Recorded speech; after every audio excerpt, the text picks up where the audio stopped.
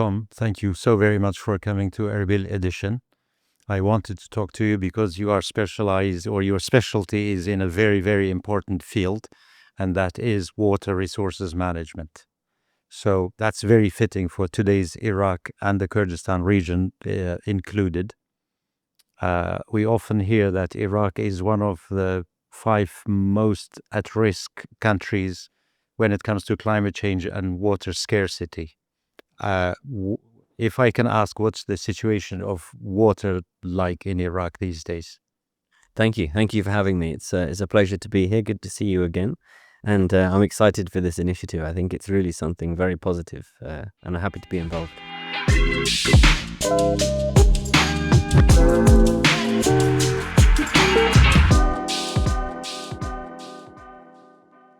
And absolutely. I mean, I've been working on the Iraq water profile for the last 10 years.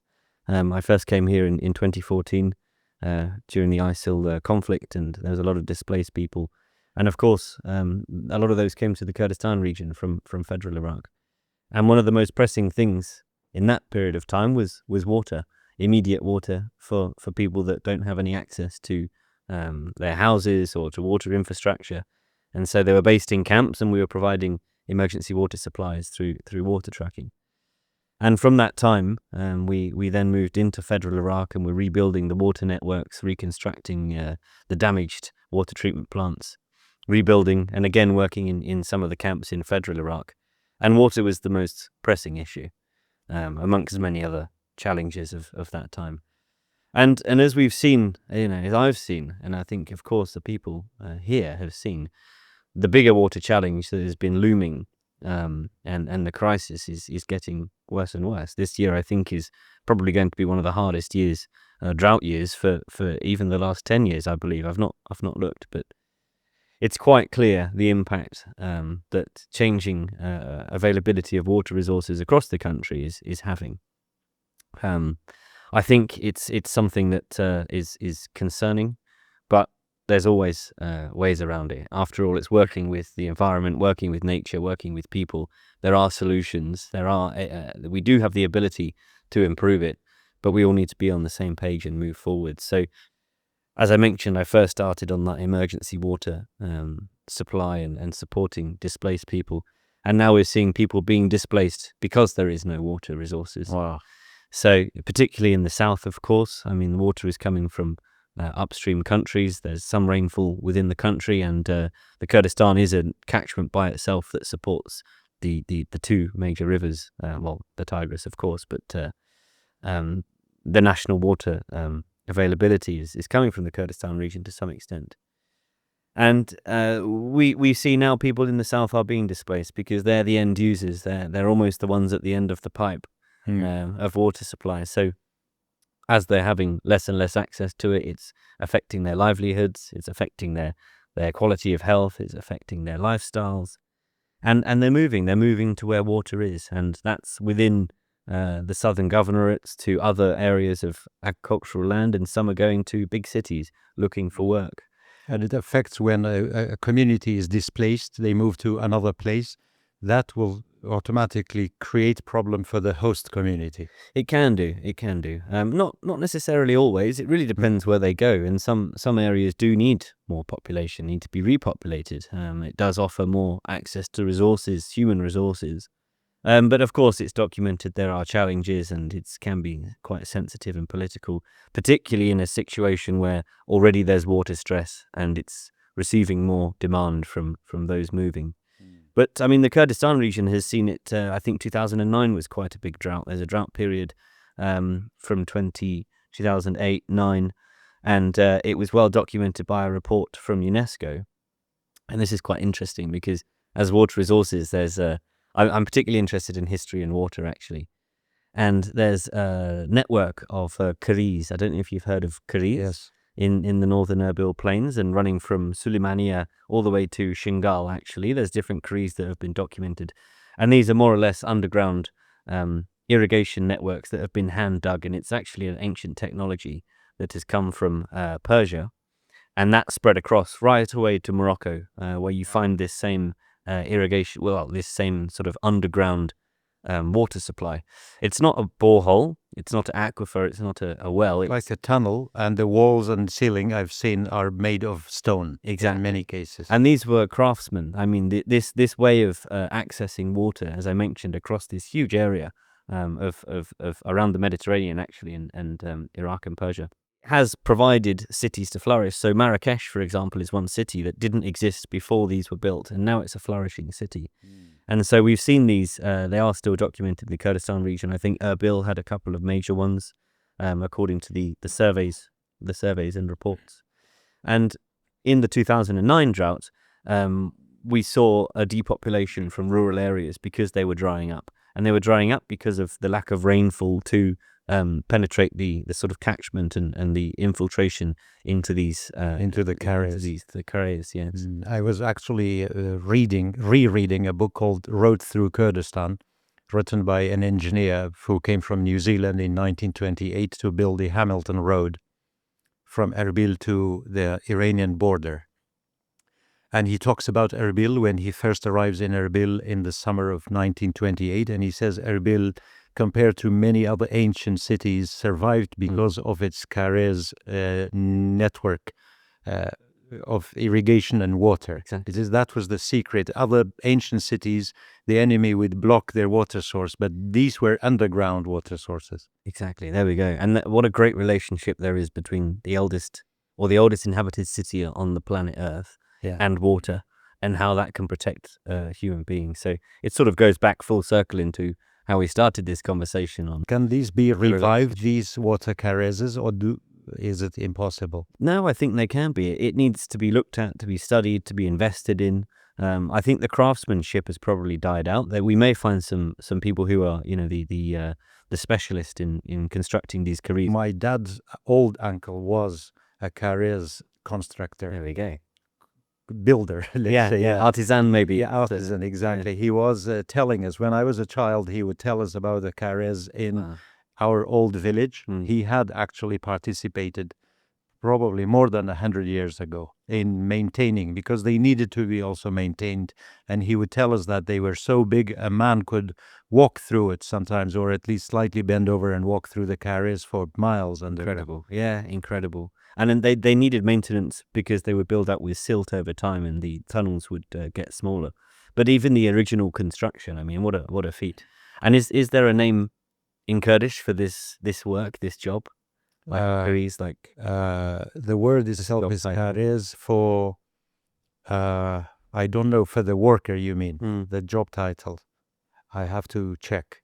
I think there will be one. But I know areas like in Suleymania, there are two neighborhoods named, one of them is Karezawushk, means the dried up carriers. Okay, yeah. The other one is Serkarez, means on the carriers, like being on the water spring. So neighborhoods in Suleymania are named after old carriers.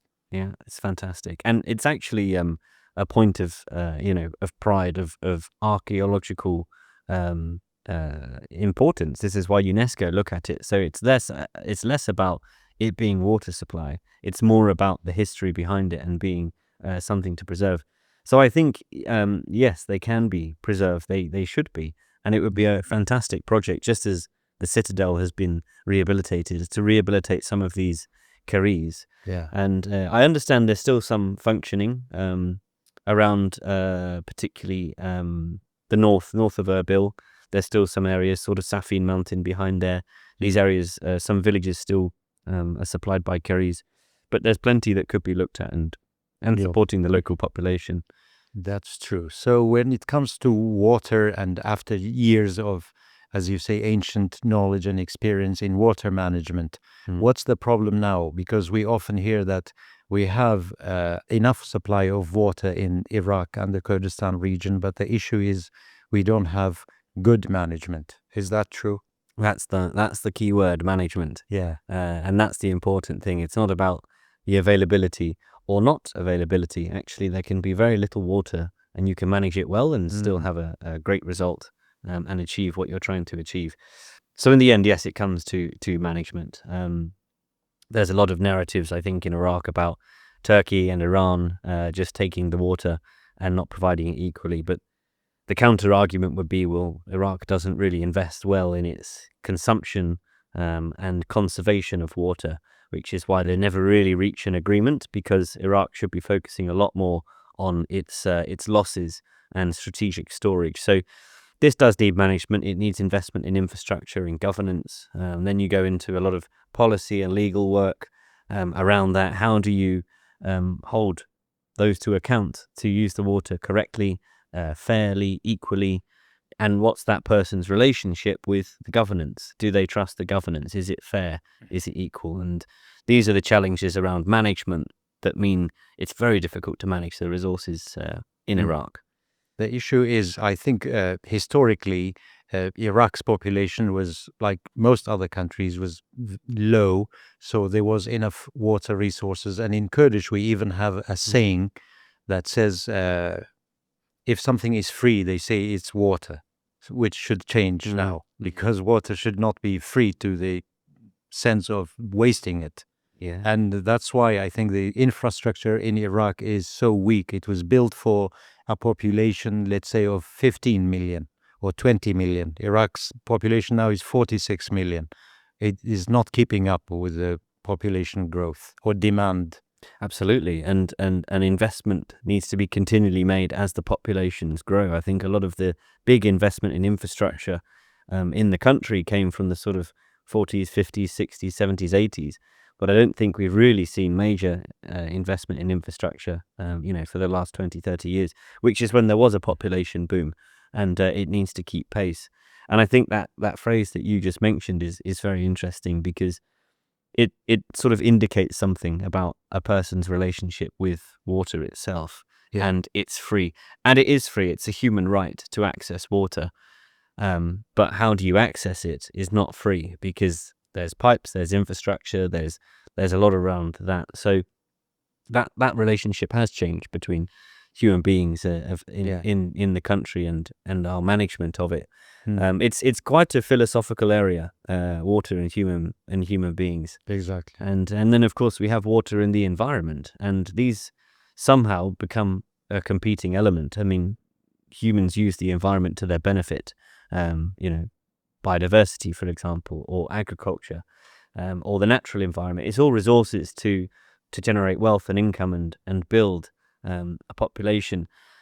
But the environment also needs water, and that competes with the human being. So water is available to everything, but we're chasing each other, and it's generally losing. I think nature is losing, winning. Yeah.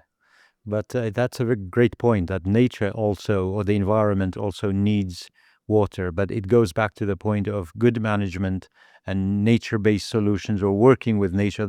There will be enough for everyone, for both sides. This is how it should be. It should be some sort of balance and equilibrium, because ultimately consumption and use without putting back into that cycle is only going to lead in a bad direction. And I think, as you mentioned, yes, it's if you support the nature, if you support the foundation of human life, which is the natural planet, then you're supporting human life indirectly and directly. And typically, though, we see investment in nature, in conservation, in biodiversity as one of the low priorities of the human population across the world. I think we've struggled to protect what we so desperately need to survive, and we don't see as much investment in it, which is ironic, really. It's an interesting area of why do we treat it so poorly, whilst we are so dependent on it. Exactly. The most water is life, as they say. But could it be sometimes too late to plan for water conservation, water management, or is there always time to undo some of the damage and plan ahead? For example, in the case of Iraq, we say the situation is stressful, or what's the word for that? But the thing is it too late, or is there still time to work for the next 20 years? Well, or any other country, let's say. Of course. I think I'd like to say there's always hope. But talking to some people in the Ministry of Water Resources, a phrase kept coming up of today is better than tomorrow, which is a kind of looming doomsday concern about what's going on. But I would imagine that's more in reference to the human side and the politics and the human interaction of the management than it is of water resources, because ultimately, as I mentioned, it's a cycle. So things can get better. They can be rebuilt. Nature can be conserved. Water can be, it may be more erratic and unstable as we've seen it, but there will always be water on the planet. Exactly. So we can use that. But if we do it properly, if we invest in it, if we really think about it as a priority, then yes, it can get better. And it can be rejuvenated and supported again. And I really think it's, if you look at all the achievements that the human being could do as an individual or as a civilization or a religion or a population, I mean, rebuilding the planet in a natural way is an absolute success. It's something to be proud of. This is what a human being can achieve. And again, it's people chase after different kinds of consumption and image, wealth and showing off, more or less. This isn't ultimately a satisfying success. It's not a successful thing to achieve. Depends how you look at life, of course, but I think it's something that people should be more motivated by. It's a sense of purpose. Exactly. But the issue is with water. I see in my own life, I live in the outskirts of Erbil in an agricultural area, and water resources they belong to all of humanity. But I see one man using as much water as an entire village. And they do business for themselves. The farming, the products, the yield goes only into their own pocket. And I don't think it's fair for one person or one group or anything to use more water from other people's share, I think. No.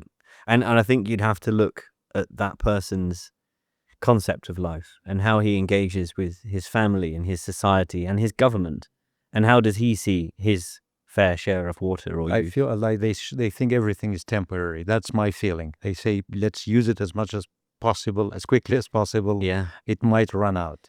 To use to make money, though, is the Yes, objective. is And to what make money. do they use money for? Exactly. Superficial, I suppose. I guess he has a nice car and a nice house, and that's probably as far as it goes. Exactly.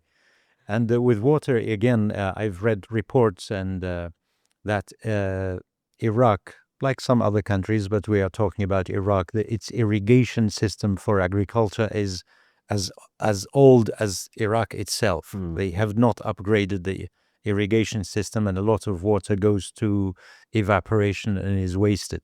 Is that a big case? Absolutely, and this goes back to the historical perspective that we just mentioned earlier.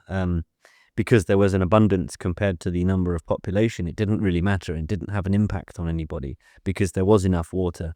And this so-called flood irrigation, which is just flooding a field and using an abundance of water, is very it's not labor intensive. It's very cheap. Yes. And it's there. So it's a cash crop you can grow and make money with very little effort, and support. There's good things. It supports food security, for example. It supports produce. This is not a bad thing, but it's hugely inefficient. And now there's more of a demand for it, and it needs to be looked at in terms of economically. Why is it no longer acceptable to take so much profit without actually having to pay for it? And again, it's the challenge of water and money. It's ultimately people have to give something back to water, even though it's free. If we don't pay it back in the sense of maintaining or keeping nature, we will pay the price in many other ways. Absolutely. Negatively. Absolutely. Yes. I think Mother Nature is she can be very tough when she wants to be, and it can cost your life, I think, if you are not aware of that. And it can cost a civilization. I mean, it's well documented. Civilizations in this part of the world have flourished and fallen according to climate change, for example. There's periods of the agricultural revolution, not meaning the recent one, the historic one. The establishment of agriculture has led to the growth of civilizations, which is what we saw in Mesopotamia, and the growth of modern day civilization as we know today. But periods of climate change have wiped out civilizations as well.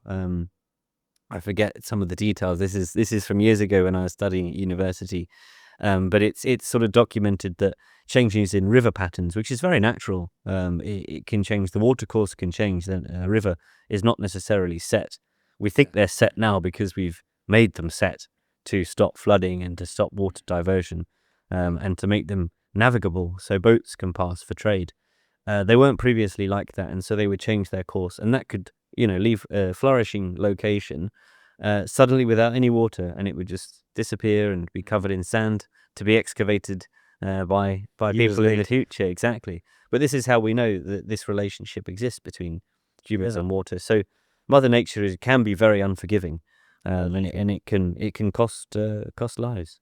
Yeah, I mean, there are, I think, many of the stories in the Bible, biblical stories, we must say, even in the Quran, one tribe or one civilization was wiped out, as you say, from strong winds or by strong winds, some by flood. And these are, when you look now, they are climate change, strong winds, heavy rains within 24 hours. It's happening these days, so it must have happened back then as well. Absolutely, absolutely. And I think, there's different ways to make that click in people's minds.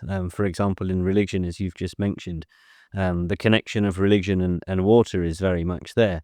But can that be reinforced? Can that message of protecting water in Christianity or Islam, for example, be pulled out of that, of people's engagement with religion, so that they prioritize it? Because I think in religion people prioritize different aspects of it accordingly. But nature conservation can be found in religion. It's clearly there. Exactly. And for example, I worked in Nepal in 2009, I think, and we were working in the Himalaya, so the mountain ranges, and we found, the situation there, obviously it's a relatively poor country, and we were working with the Red Cross to build gravity-fed water systems to mountain villages that previously had no access to tap water in their homes or a tap stand in the community. And two interesting things struck me after the project was completed. Before, they would have to walk down to the bottom of the valley and carry up jugs of water, mainly the women. And, backbreaking for a small amount of water couldn't really flourish with agriculture. You can't use a lot there. And of course, hygiene. I mean, water is very important for hygiene and public health. So one thing that struck me there was the relationship with the tap stand, let's say the community water pipe. Now it's there. It would we installed it, just a tap in concrete, and people can use it to fill up at the community level. And we found it kept getting broken. The tap would be broken, vandalized, different reasons, often kids or teenagers messing around. But some people didn't like that tap stand because they used to like going with their friends down and having a nice time by the river, and that getting away from school maybe, or not having to go to school after. So it was getting broken. And one of the approaches then, it was a Hindu village, was to put a picture of a god on the tap stand, and nobody would break it anymore because it was sacred. Wow. And so that stopped the tap being broken, and then the continual supply of water was there. It helps. So yeah, that relationship and that respect suddenly changes your challenge into a solution. Exactly. Whatever works, whether it's a picture of a god or an old saying. And I went to Nepal before the pandemic. I was there, I think, when the pandemic struck. I was in Nepal in 2020. But I also read that 60% of water of supply to Kathmandu, the capital, comes from a national park, which I went to right outside the city, with the trees and the forests conserving water. And they have a system that later on transports the water to the city.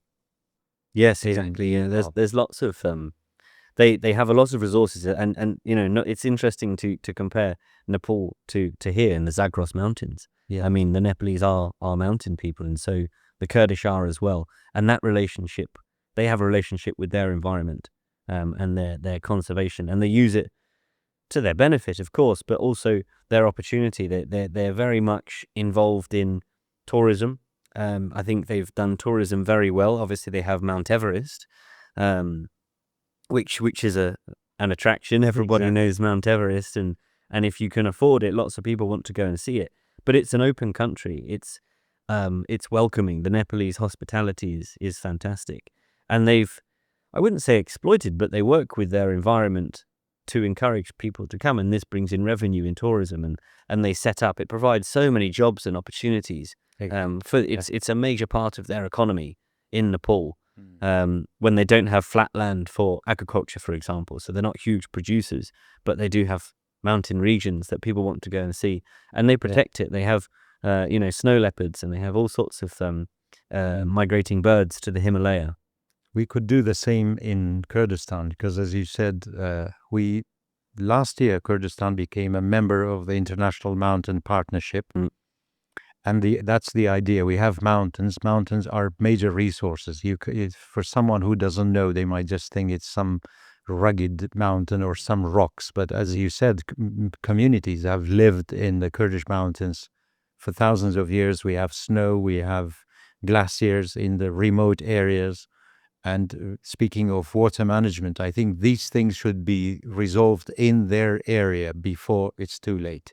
Absolutely, absolutely. And this tourism economic opportunity could be the catalyst to improve these areas. It could be, we're going to open this area up for more tourism in a certain way, and the approach needs to be X, Y, and Z if you want to be involved in this. So you have to work with, nature-based solutions, for example, or adaptation solutions in a particular area, and regenerate that and use it sustainably. Thereby, if you pass some regulation, perhaps, and some approaches that are enforced, then you can have a tourism business. Yeah, responsible tourism. Exactly, it comes back to governance. And I mean, there's already a lot of tourism here. It's not always felt as it is, but from Iran and the south of Iraq, there are a lot of people coming and spending money in the summer to get away from the heat in the south and go to the mountains. It's there. It just needs to be tailored. And then, of course, you could look at wider international tourism, which I think is an area of opportunity, and the kind of tourism that people like. This establishment of the Zagros Trail, for example, is a great start to this. People love hiking around the world. They spend their time in the Himalaya. Why not? Why wouldn't you want to do the Zagros Mountains? Yeah, and Kurdish mountains are unspoiled compared to many other countries. Exactly. Yeah, they really are. Yeah. And the mountains are often described as water towers. How true is that? I think it would, depend on the location. They can be a source of water. They can have infiltration areas to support groundwater recharge. Of course, there's a lot of runoff, and if they're high enough and there's significant snow and ice available, then it becomes that snow melt, as actually the Kurdistan region contributes to Iraq. The snow melt maintains a certain level of flow in the Tigris river, so extremely important. But as we see with climate change, the increased temperature means there'll be less snow melt available to maintain water throughout the year.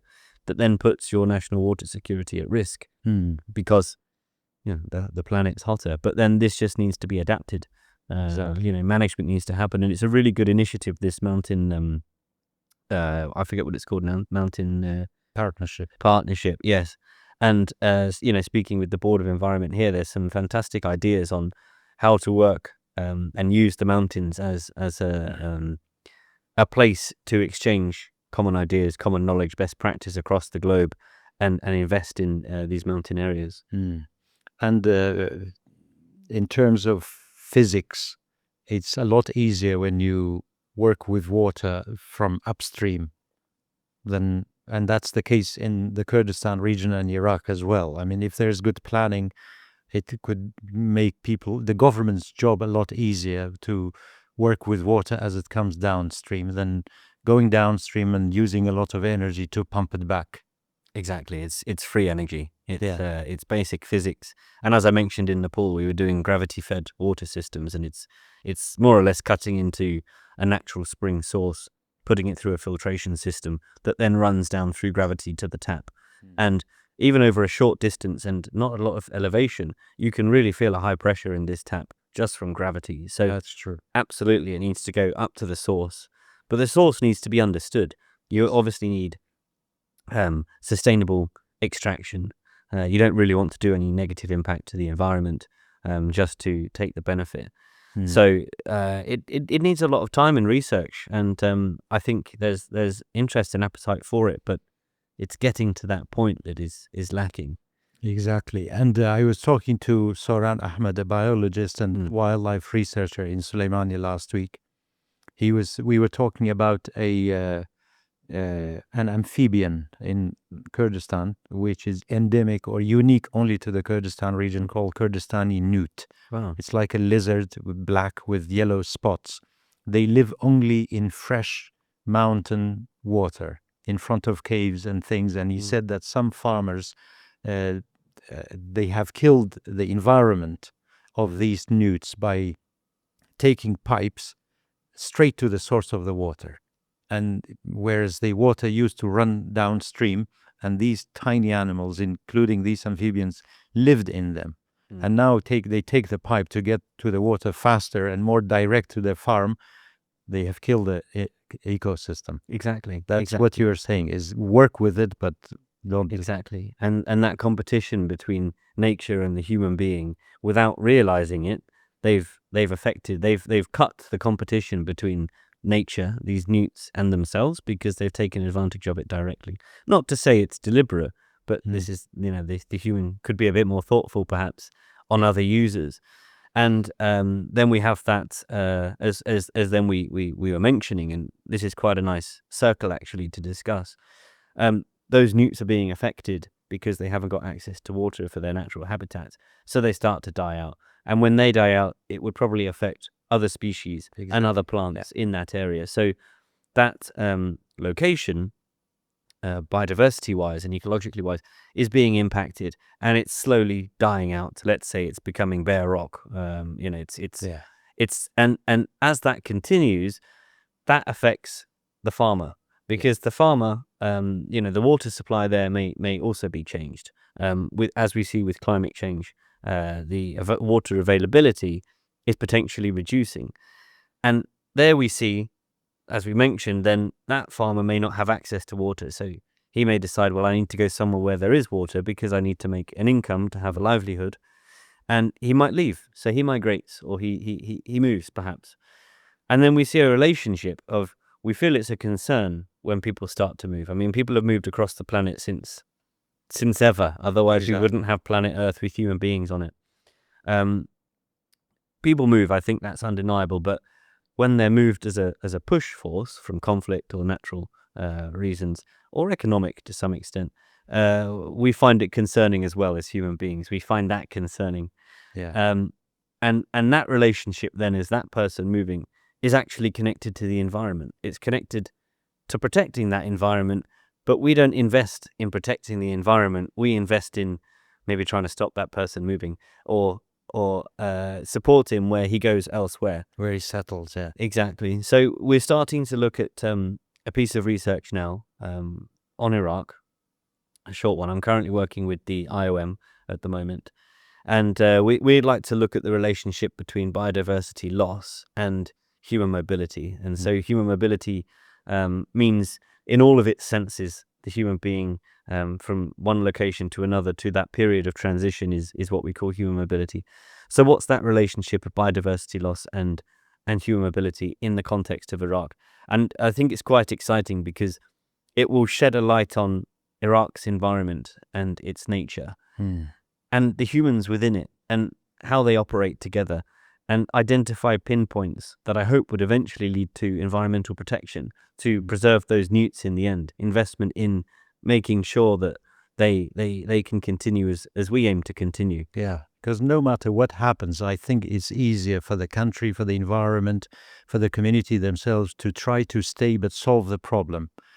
I think no other solution would beat that than going somewhere else, trying to help them, as we said, where they settle, starting a new life.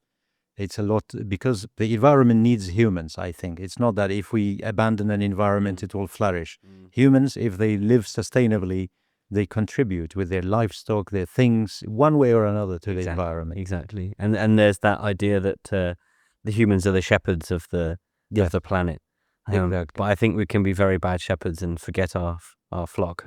We have so far been. So how serious is it? Very serious now, displacement because of water scarcity in Iraq. I've read IOM's own reports that every a certain number of families have moved from one province to another. Is it serious? Is it just the beginning? Yes, it's a challenge. Serious, I'm not sure on the word serious. As I mentioned, people have always moved. And Grave, I mean. Is it grave? grave. It depends how you look at it. I would say, personally, yeah, it's a concern because I don't think people should be forced to move from their ancestral homes, for example, or where they've invested themselves just because we haven't managed water correctly, or we haven't managed to invest in infrastructure, or we haven't supported a diversification into different agricultural practices. I think that would make it a serious, severe, grave situation. I think that's unfortunate. It's unnecessary. But is it bad? I mean, I think it's natural. It's as natural as the planet is. Sorry. People will move where there's resources. It's okay. So what do we do to support them so they're not pushed and forced to move? So it looks like it's growing. I think we haven't seen significant changes around Iraq's water resource management. I know that they are updating the national water strategy, which is good. They need a strategy, and it's based off of research. So that should look at strategic investment into some of the areas that we're talking about. So this is a good step, but of course, it needs to be implemented, and these changes need to happen. And until that starts to happen, I think we'll see a deteriorating situation, unfortunately. But again, it's not a doomsday picture, because as much as climate change, by nature, by itself, by the description of the word and what we know about it scientifically, we know that it's likely to get worse, but we know it'll be erratic. So there will be more water at some point because there might be heavy rainfalls. Exactly. But that then causes different risks because of flooding and such. So I think we'll see it more unstable, unpredictable, which is difficult for planning your farm, what you're going to plant this year or not, and impact livelihoods. But we'll see it in two different dimensions. So, yeah. And in speaking of the south of Iraq now, is it, do they not get enough water, or do they get enough water but it's bad quality? I heard salination is a problem. What's the main cause of this water stress? The water availability has certainly decreased. And we see this in the recession of the marshlands. That's quite clear. However, the extent of those marshlands historically, at what point do you say this is the volume of marshlands that it should be? Because, as we know, climate has changed for centuries. Those marshlands have grown and receded naturally. Exactly. And it's like a beating heart. The marshlands, besides their size, their natural size. Where do we stop? And like I mentioned, it's a beating heart. It is the heart of Iraq is the marshlands. It's growing and receding. And when we see the marshlands struggling, we know upstream and downstream there's a problem in the country related to water resources, because they're so intertwined. It's like the litmus test of the health of the country. Now they're suffering. And I would say, yeah, to what extent do we demarc as they should be? Well, we don't necessarily have to do that because it's nature. However, Iraq has seen a lot of investment since, 1900s. There were huge the barrages built. Incredible pictures if you ever look at those in the south of over 100 years ago. Massive investment in an area that there wasn't really a lot going on. And more or less, we can say the human being has artificially managed this watercourse. So the marshlands need to be contained, let's say, and we'll have to demarc it to allocate it. Okay, but what we see now is when I visit those areas, some villages that were in or on the edge of the marshes are now little dry islands or hills, like a Tel or a Guer, just stuck in the middle of nowhere because there was marshlands around it.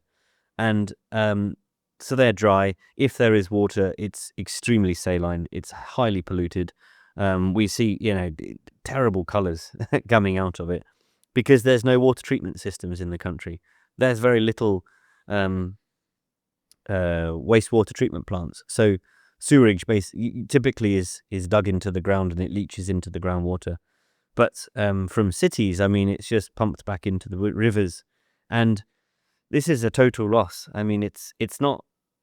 We see the relationship of water resources and Iraq together, how important it is, but that consumption is just no thought for the next user or no thought for the reuse of that water. It's a total loss system. In reality, it's used again by nature and by humans, but it's not good quality. Yes. So we need to invest in wastewater infrastructure. It's as important as water infrastructure is. It's closing the loop to reuse that water. So yes, the situation's bad in the south. That's going to show it's a red flashing light for the country, let's say, that needs to be looked at. And yeah, there needs to be more water resources or water availability in the south. So it's not looking good. But as I mentioned, there's solutions, there's ways around it. But as we said, climate changes all the time. So no one should be happy if one year we have a lot of rain, it's a wet year. It should not let people and governments in Iraq and the Kurdistan region to lay back and say, that's it. Because everything should be looked at long term. Absolutely. And it's funny we talk about management. I'm from the UK and I studied in the UK, water resource management. And the UK has had a long history of investment in water infrastructure, particularly the Victorian period. There was major dams constructed, major aqueducts. The city of Birmingham, for example, is supported from a dam in Wales. I mean, it's hundreds of miles away. And this huge infrastructure has built industry. It's sort of built the economy of the country. And it's a very wet country. There's a lot of water resources. It's very green. It rains a lot. It's grey. It's cloudy. It's famous for that. Yeah. Everyone knows this for the UK. But we still have bans, water bans, hosepipe bans, we call them, where people can't use the hosepipe to fill a pool or water their garden. Or wash the car. Exactly. So the government will put a ban on to stop people using too much water. But there's loads of water. What's this about? It's because of storage. There isn't a great amount of strategic storage for water resource management purposes to go through drought periods. So even the UK, with all of its water, is actually quite vulnerable when you look at it, because they have to ban people from using water for a short period of time. So again, it's management. You can invest as much as you want in the infrastructure, and you should, particularly storage, but that storage should be looked at. How long is this going to last for? Which areas are we covering? How much can people actually use?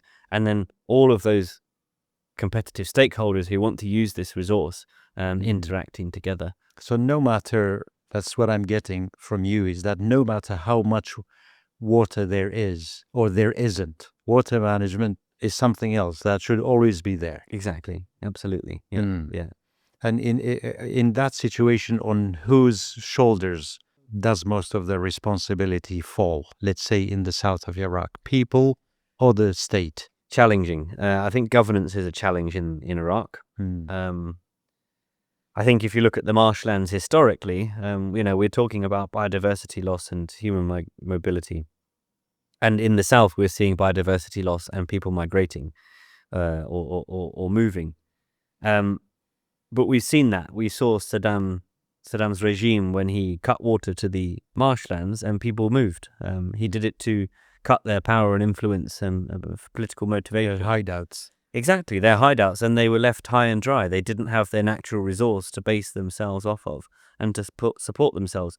And are we not seeing a similar relationship there of in climate change this time and water resources affecting people's ability to maintain themselves? So as you look at who's responsible, who's responsible?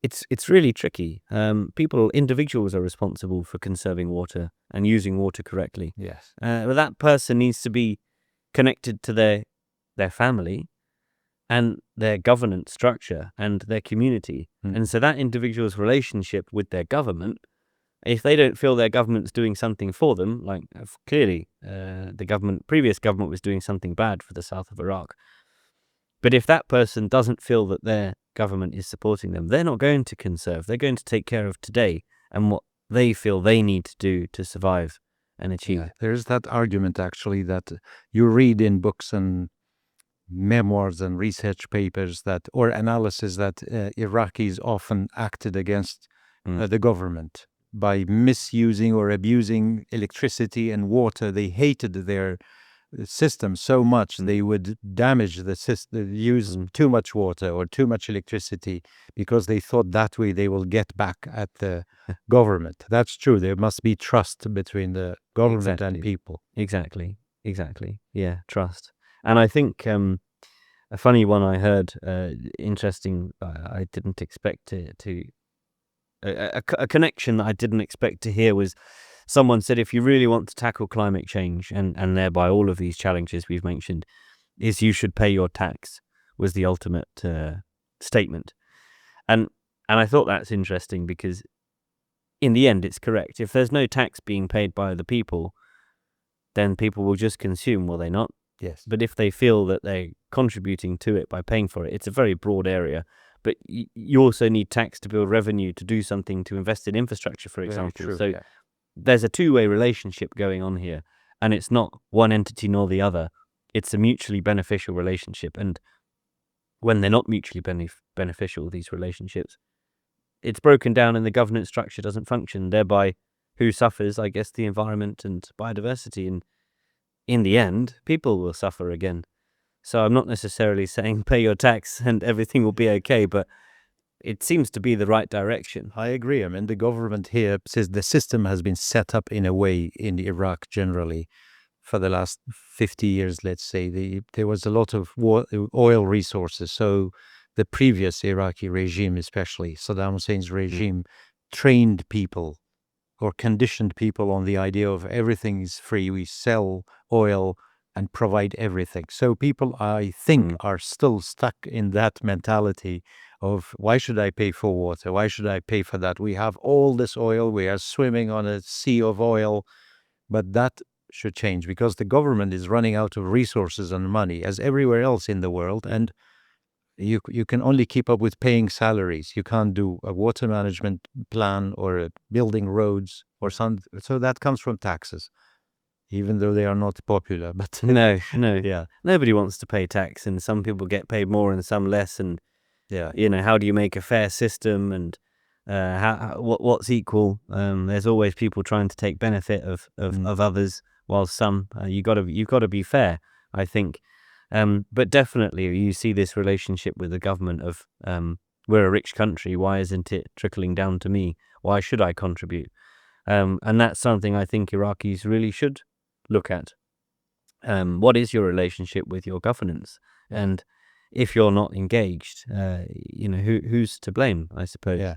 It's extremely complicated here. I know it's much more than that, but we're trying to have a simple sort of overview, and ultimately look to the future and try and maintain human life as we want and progress. I think I mean, the people are here anyway. They are not moving. They might as well look into the future. But since some are still moving, being displaced from one area to another, what would that mean for security, climate security, for example? If there are these people here are very scared of demographic changes, as in some other countries as well that have a history of strife between certain groups. What will that mean for security and stability in Iraq when one entire community is depopulated and settled somewhere else? I mean, I think it's a global issue. It's not just here. I think people have always been concerned, as I mentioned, and people moving, people get concerned. But people have always moved and people have always been concerned.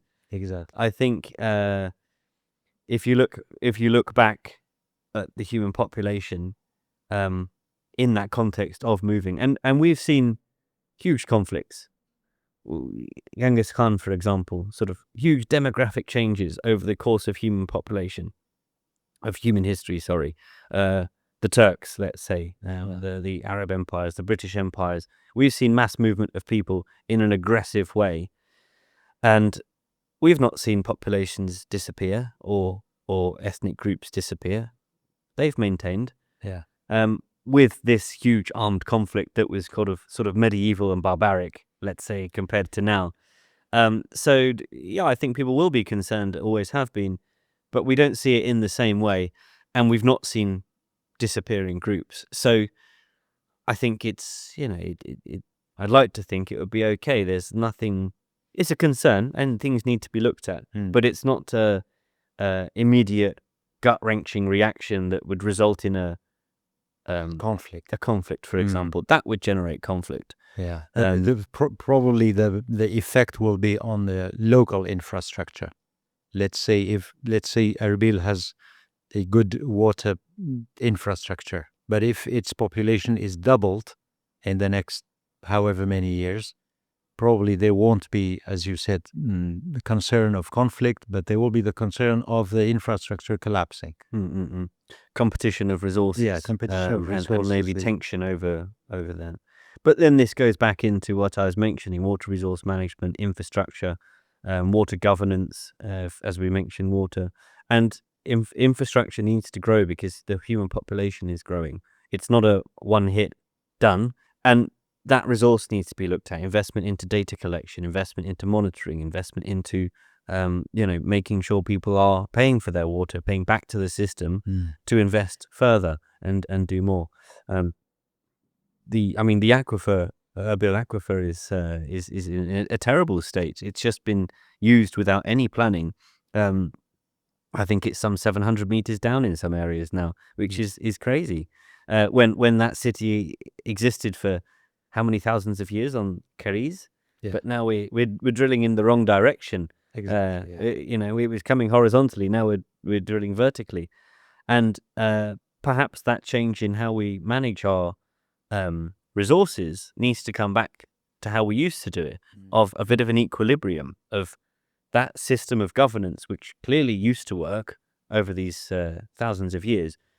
Well, why is it not working anymore? What are we getting wrong? We're getting the governance wrong. We're getting the management wrong. Quick solutions is often the problem. Like whatever is easier to drill this way or renew a carriers, for example. But I think also behavioral change is important when we speak of climate change or the environment. And I was talking to a water official last year of the Kurdish government, and he was saying like a simple watermelon requires hundreds, I think he said thousands of liters of water. So people have to rethink which one is more important, 3,000 liters of water or one watermelon. The same with cattle, the same with everything else. Exactly, yeah. And one watermelon will last, a day or two? In a Kurdish family, it would last 2 minutes. Exactly. Yeah. Exactly. So I think also education, because most people will be easily convinced if it's explained to them that this water is more important than washing your car on the pavement. Yeah. Or not eating meat every day helps, right? Sure, Don't you think? Oh, absolutely. I mean, a lot of the solutions to, I think, problems in the world, and this is where unfortunately it can get political, but curriculums and what children are being taught can change everything. I mean, it can be revolutionary in terms of the future generations and what their priorities are.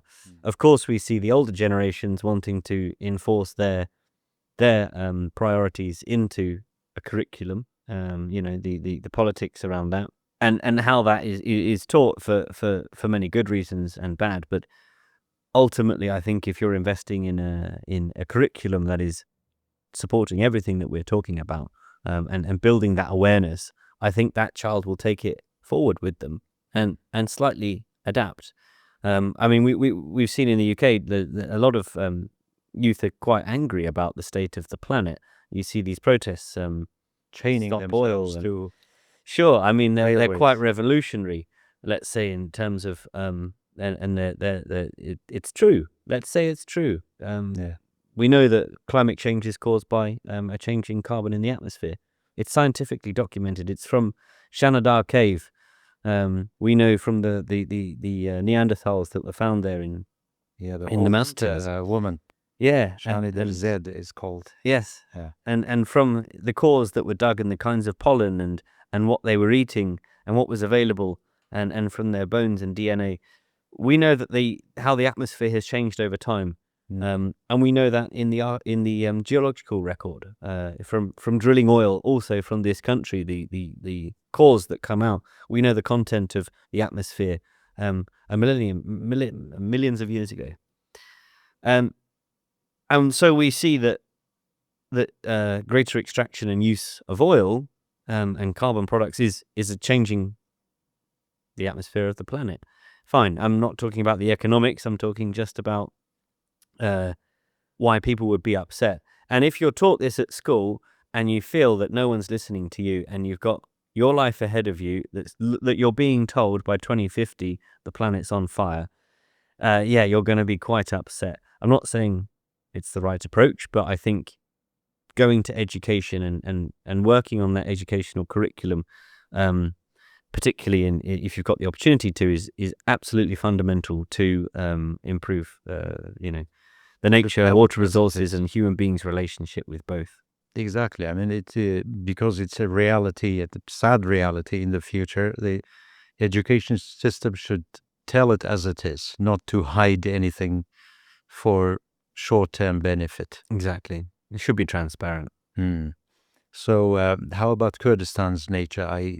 The last time we spoke at an event, you said you go out hiking or going to Sheikh Turab whenever you Yes, I have over my years been across the country actually, but particularly Kurdistan region. I've been almost everywhere, I think. on the map. Your favorite landmark, or is it the mountains, Zab River? I do like the mountains. I like the area of Sheikh Turab because it's close to Erbil and it's easily accessible, and it's a moon-like landscape when you drive there. There's a small castle on the way. It's close to the city, but far enough you felt that you've gone somewhere. I don't particularly enjoy sitting in the car for hours.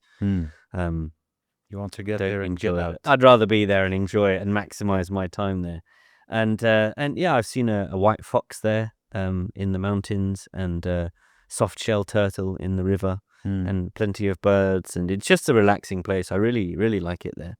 It is, yeah. And I've been there many times. I go a few times a year to different spots, and the locals told me that once it used to be a forest, and you can tell by the single oak trees here and there that it must have once been a dense forest, or one of the natural forests. I should think so. Of Kurdistan. Yeah, and it's a shame it's not there anymore, but this would be a fantastic heritage project to reinvest in that and regrow it. And I dreamed of and worked on for a year full time on hopefully turning that area into a national park. I think it has all the elements and it has that single road because some national parks have one road driving through it, but the rest could be an amazing national park, hopefully in the future. We'll have to go there together one day. Yeah, I will. You show me the places I haven't seen, and I will go to the areas probably you haven't. Thank you so much. I really enjoyed this conversation. Likewise. Thank you. We could talk forever about water in Iraq. I hope it gets better, and I really appreciate your insight, Tom. Thank you for coming. Thank you for inviting me.